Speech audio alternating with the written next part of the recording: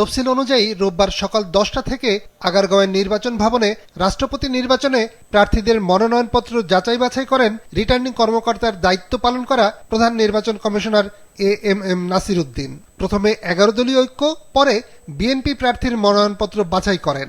আপনাদের দাখিলকৃত মনোনয়নপত্রটি সঠিক বিবেচিত হয়, ইহা বৈধ হিসাবে গ্রহণ করিলাম। ইসির জ্যেষ্ঠ সচিব জানান, দুই প্রার্থীর 3টি মনোনয়ন যাচাই করে বিএনপি প্রার্থী মির্জা ফখরুল ইসলাম আলমগীর ও কর্নেল অলি আহমেদের মনোনয়ন বৈধতা দেয়া হয়। অলি আহমেদ বিক্রম স্যারের জন্য মনোনয়নপত্র সকালে বাছাই করা হয়েছে, প্রথমটাই বাছাই করে যথার্থতা পাওয়া গেছে, কাজে সেটাই আপনার গৃহীত হয়েছে। আর পরবর্তীতে মির্জা ফখরুল ইসলাম আলমগীর স্যারের যেটা মনোনয়নপত্র সেটাও যথার্থ পাওয়া গেছে এবং তাহলে এখন দুইটাই মনোনয়নপত্র ভ্যালিড।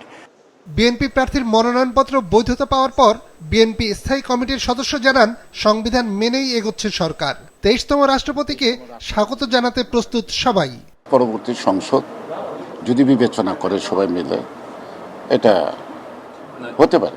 রাষ্ট্রপতি নির্বাচনের আগে এই প্রশ্নটা অবান্তর।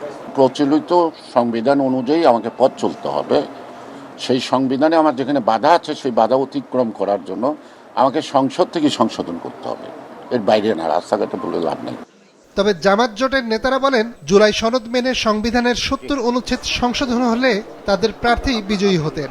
সংবিধানে 70 অনুচ্ছেদ থাকার কারণে সংসদ সদস্যগণ স্বাধীনভাবে ভোট দিতে পারবে না।